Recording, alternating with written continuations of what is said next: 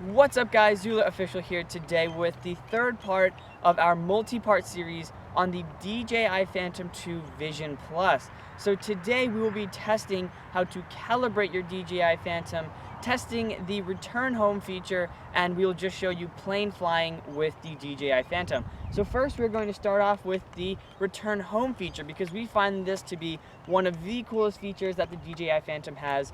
So right here on the remote, the first thing you're going to want to do is look over here at your S1 switch. So the S1 switch has three positions. You can switch it down, towards the middle, or right up top. Now I'm going to leave it up top because when you leave your S1 switch up top, what that does is it will make your Phantom not only come home, but land itself on its own. So the DJI Phantom will have no assistance from me whatsoever. So now we're going to test the DJI Phantom return home feature.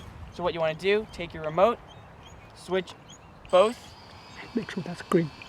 Both of the levers down, and as you can see, the DJI Phantom is on.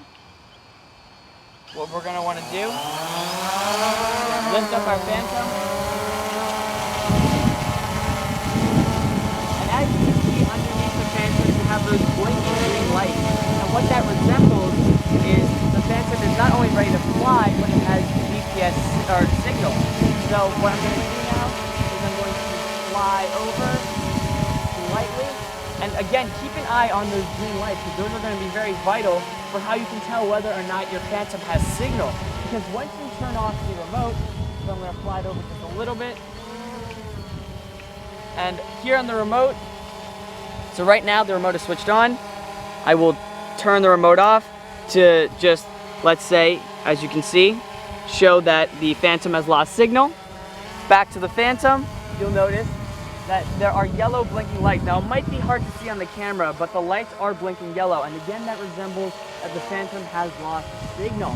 So as you can see, the Phantom is flying over where it started, and it will rise or ascend quite a bit before landing just to avoid obstacles. This is a very smart move because there might be a bunch of trees or bushes in the way, so the Phantom does that purposely. Do not worry, your Phantom will not fly away. And as you can see now, the Phantom is descending. And again, looking at the remote, you'll notice the Phantom is descending, but I am not touching it at all. So again, back to the Phantom, you'll notice that it lands on its own beautifully.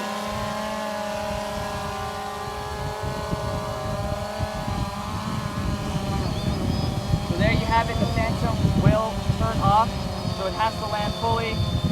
It'll find a perfect spot to land, and there you have it, the Phantom is turning itself off. No assistance from me or the remote whatsoever. So now we are testing the, again, S1 feature, but we're going to leave the switch right in the middle. So what that's going to do is it's going to make your DJI Phantom hover around the location where it started off. So unlike the S1 switch facing forward, it will not land itself. You will have to manually do that yourself. So we have our DJI Phantom ready. We're going to start it up again.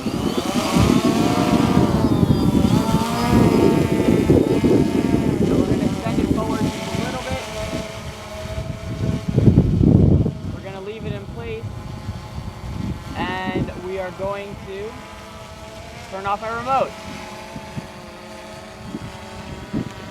So the remote is off. I am not touching any of the buttons or switches.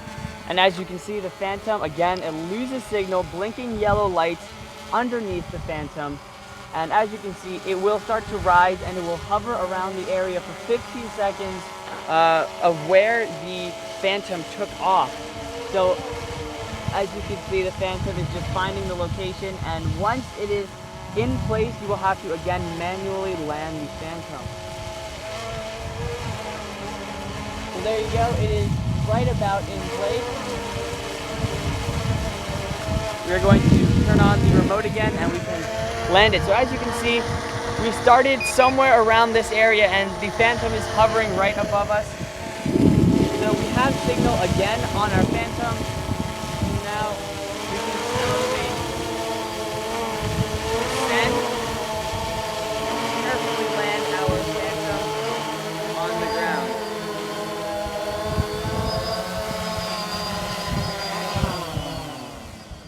there you have it. That was the S1 switch in the middle. So as you can see, now I'm turning down the Phantom and that